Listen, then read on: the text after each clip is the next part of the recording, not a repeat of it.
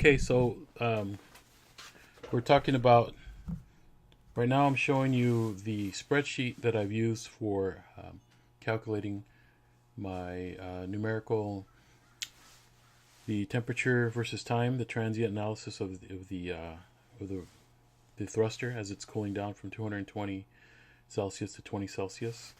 So if you can see my pointer, the way the model is basically T-sync is basically the temperature of space, so it's 80 Kelvin, and then I have the emissivity of the thruster, got the area of the thruster and the area of the cap bed. I have the distance, conductivity, and so I'm not. I guess right here I'm not assuming. I'm assuming a conductivity. That's kind of consistent with stainless steel, and then cross-sectional area. And then here, this S is called the solar constant. So this is basically the how much solar intensity from the sun at this particular location where the thruster happened. I didn't give you this, and you don't have to put this into your model. But I'm gonna go ahead and share this with you. So here on the right hand side is basically the model that we solve. So here's the engineering, which is called the balance, the thermal balance model, which tells us that the mass of the thruster times specific heat, change of temperature, or dT d time, is equal to the emissivity times the area times sigma. Sigma, this is for radiation only. So times the temperature to the fourth minus the temperature of the surroundings to the fourth. So T4 is basically T to the fourth is the temperature of the thruster. Now what we do is we solve for dTd time here. So we solve it in terms of dTd time, and that gives us this equation that we just went over just in terms of dTd time.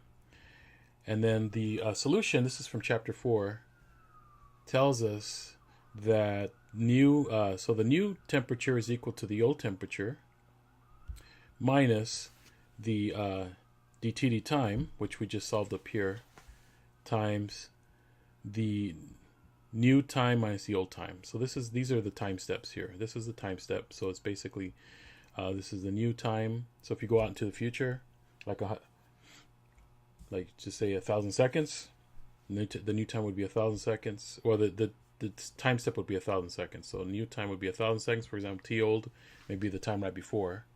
So if it's it could be 0 time and then new time. So now you go ahead and on this bottom is actually the solution. So we have is temperature, time. You start off at 0. And I did increments of 1,000 seconds because I found out that, I needed to get down to, turns out that the model, for my model, converged somewhere around an hour. So around here. But, you can keep going. Remember I told you that the communication pass between satellite and Earth is about 4 hours. So at this point here, this would be probably too late to be able to determine if the thing took longer than 4 hours to cool, it wouldn't be caught by the communication pass, which ends in 4 hours. So this is d time. And you can see here's the equation. So if I highlight the equation there, that tells us that this is basically going back to the right here. This is this equation that I just calculated. It's equal to 1 over the mass times the specific heat. So that would be well, this whole equation here, where emissivity is there. The area of the cap bed would be the area associated with the radiation surface. This 5.67 times 10 to the minus 8 is sigma. P27 would be, let me see, that'd be way over here. This is MCP, so it's mass times the specific heat of the rocket or the thruster. And then so D11 to the fourth minus C1 to the fourth. So C1 to the fourth is basically the temperature here. T sync, what we call is the temperature of space. 80 Kelvin is what I gave it. Because 80 Kelvin, when we test this inside of an environmental chamber, we can cool the walls down with liquid nitrogen. We could hold it to about 80 Kelvin. And it doesn't make a big difference if I make that 0 or 3 Kelvin. And then D11 is basically the temperature at the given time. So at the time at T0, now again this is Kelvin. So this is T is equal to 500 Kelvin. So to get Celsius, right, so subtract 273. So you get somewhere, should give you somewhere close to 220 degrees Celsius as your initial temperature. And then you go ahead and you take a 1,000-second step into the future. So you go from 0, your time step is 1,000 seconds, so now you're at 1,000 seconds. And now it calculates, dt recalculates because now you have a different temperature. So T is actually the temperature we're calculating. And temperature, if you go follow my plus symbol here, how do we solve for temperature? Well, here's temperature right here in this scale. So it says temperature, which is the new temperature, the currently calculated temperature, is equal to the old temperature minus dt, d time, times the time step. So let's see if that's true. So D11 is the, so it's the old temperature minus C11, what, let's see. C11 is dTd time. Let's see, do I get that correct here? Yeah, so it's old temperature.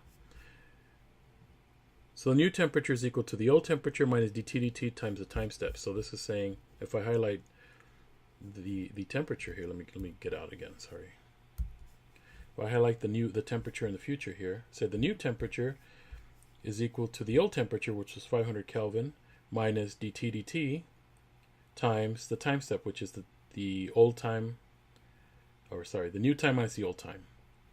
And so now you do that calculation over and over again with a new time step. So the time step here is 2,000 seconds now to the future. And then when you calculate the temperature, again, you get the old temperature, which was 411 Kelvin. And then again, it's minus dTd time times the time step, which is basically, the time step's always the same. It's always 1,000 seconds. So this one can be customized. You don't have to have it always 1,000 second increment. You can change it, and the calculation will keep up. Though it may go out of whack depending on. But so it's basically the time in it's the current time minus the time in the past. And you keep doing that, and so your temperature keeps dropping and dropping until it wants to match 80 Kelvin.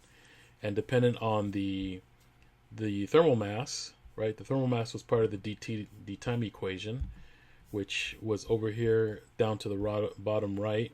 In purple is the mass times the specific heat. That is the, depends on the thermal mass is how quickly it cools down. And so I already plotted, let me look at a couple plots here. Let's look at this blue plot.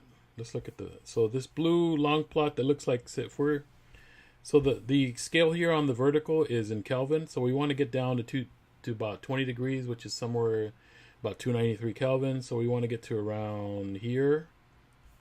So it takes about, for the blue plot, it takes about 6,000 seconds or so, or about, there's 3,600 seconds in an hour, so about an hour and a half, I guess.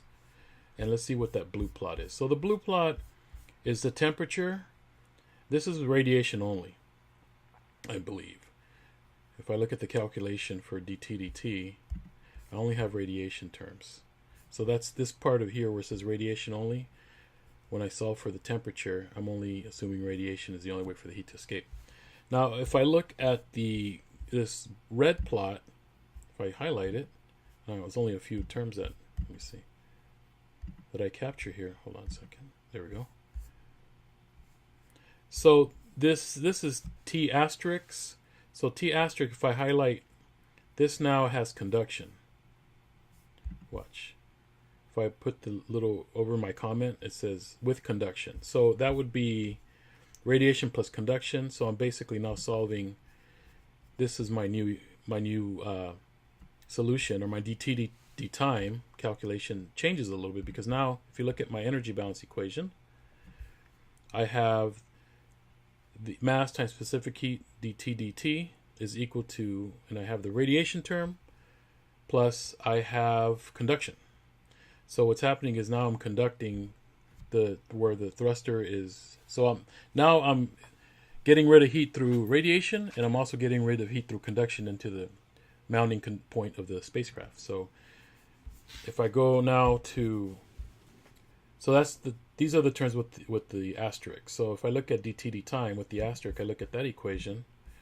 Now I'm actually now using a term called T valve, which is 10 degrees roughly. That's the connection point of the thruster to the spacecraft. So that's a constant temperature, remember? And so now I'm aiding the cooling down by conducting through the housing of the thruster to that temperature called T valve. And so now what happens is the temperature now drops much faster. You can see I was able to get to, according to this, I can get to roughly 293 in less than an hour, in about, if I had to guess, somewhere around about 1500 seconds, about half an hour, or less than that actually. So it would be 15, 68. So maybe about 25 minutes I can get down. So, and then T double star basically has what's radiation, conduction, now it's solar. So what's happening is, if you look at my thermal balance, in my heat equation, or in my thermal balance equation, I have on the left side MCP dTd time is equal to, and I have heat loss by the radiation, heat loss through conduction. Now I have heat gain as shown here by a negative sign. Heat gain as if this thruster was seeing the sun. So if the sun would be keeping the thruster from cooling down, right? There's a solar constant here that I had identified as 400 watts per meter squared. And so that's constant, doesn't change. And that S, this is capital S, is here on the left-hand side at the top, 400 watts per meter squared. That's the solar the solar flux at this particular point in outer space, which is 3 astronomical units from the sun. Or, Earth is 1 astronomical unit, so we're 3 astronomical units, because where we did this test was where Ceres is orbiting the sun. And so that one, I didn't even print that out. That actually, that one shows that we get to around where we want pretty quickly too, but not as quick as without the solar. So maybe if it took 20 minutes to reach 20 degrees Celsius or 293 degrees Kelvin, if it took 20 minutes, then it's going to probably take almost an hour. If I look over here, somewhere, not quite an hour, maybe 60, 70 minutes or something like that. I'm sorry, the 40 or 50 minutes. So this is a way of calculating transient using numerical methods, doing a thermal transient analysis. And I'm going to go ahead and include this in Beachboard, and you guys can use it, customize it however you want. Okay. Thank you very much.